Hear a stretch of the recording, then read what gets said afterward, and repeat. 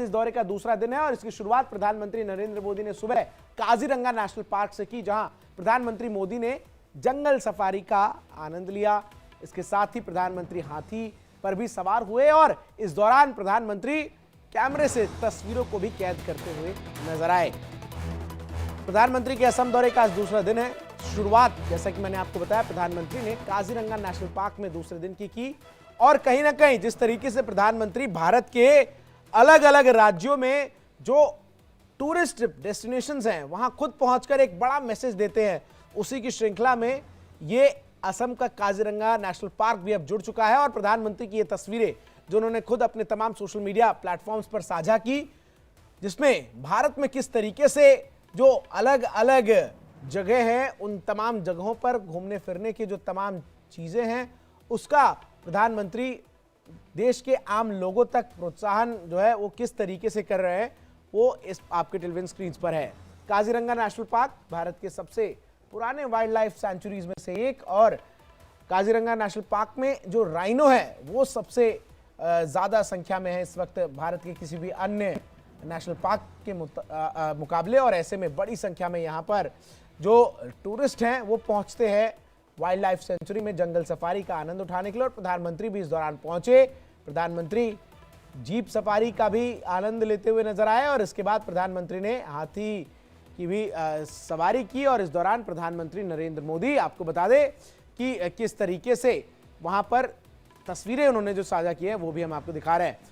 आपको बताया प्रधानमंत्री ने इसके अलावा असम को कई बड़ी सौगात भी दी है। 768 करोड़ के विस्तार प्रोजेक्ट्स, जो कि रिफाइनरी है उसका भी प्रधानमंत्री ने शुभारंभ किया है। 510 करोड़ का प्रोजेक्ट विस्तार गुवाहाटी रिफाइनरी का भी प्रधानमंत्री की तरफ से असम को सौगात के तौर पर दिया गया है। बरौनी से गुवाहाटी तक पाइपलाइन प्रोजेक्ट्स की भी प्रधानमंत्री ने असम को मेगा सौगात दी है। तो उसके साथ ही साथ तिनसुकिया में प्रधानमंत्री की तरफ से मेडिकल कॉलेज का भी जो है वो यहाँ पर दिया गया है। और इसके साथ ही साथ शिव सागर में भी मेडिकल कॉलेज की सौगात प्रधानमंत्री ने असम को दी है। तो वहीं गुवाहाटी में कैंसर संस्थान की सौगात प्रधानमंत्री की तरफ से दी गई है। धूपधारा से चायगांव तक रेल लाइन की भी सौगात प्रधानमंत्री ने दी है। तो वहीं न्यू बोईगांव से सरोभोग तक भी रेल लाइन का जो प्रधानमंत्री ने सौगात दिया है असम के लोगों को, ये असम के अलग अलग स्थानों की कनेक्टिविटी को बढ़ाने में महत्वपूर्ण योगदान देगा। मिशन पूर्वोत्तर पर प्रधानमंत्री मोदी, 4 तस्वीरें आपके टेलीविजन स्क्रीन पर। हाथी की सवारी करते हुए प्रधानमंत्री नरेंद्र मोदी नजर आए। तो वहीं जीप सफारी कर प्रधानमंत्री काजीरंगा नेशनल पार्क में अलग अलग वन्य जीवों को देखते हुए भी नजर आए। तो उससे पहले जब प्रधानमंत्री काजीरंगा पहुंचे तो उनका भव्य स्वागत किया गया। आज प्रधानमंत्री के असम दौरे का दूसरा दिन है। बड़ी संख्या में लोग सड़कों पर प्रधानमंत्री का दीदार करने के लिए पहुंचे। सबकी ये इच्छा अभिलाषा कि वो एक बार प्रधानमंत्री का दीदार कर सके। और प्रधानमंत्री ने भी किसी को निराश नहीं किया। अपनी गाड़ी से निकलकर उन्होंने सभी का अभिवादन स्वीकार किया। अलग अलग राज्यों से कलाकारों ने प्रधानमंत्री के सामने जो खास तौर पर पूर्वोत्तर की संस्कृति है उसको प्रदर्शित किया। और इस दौरान प्रधानमंत्री भी सब कुछ देखकर काफी उत्साहित और मंत्रमुग्ध नजर आए।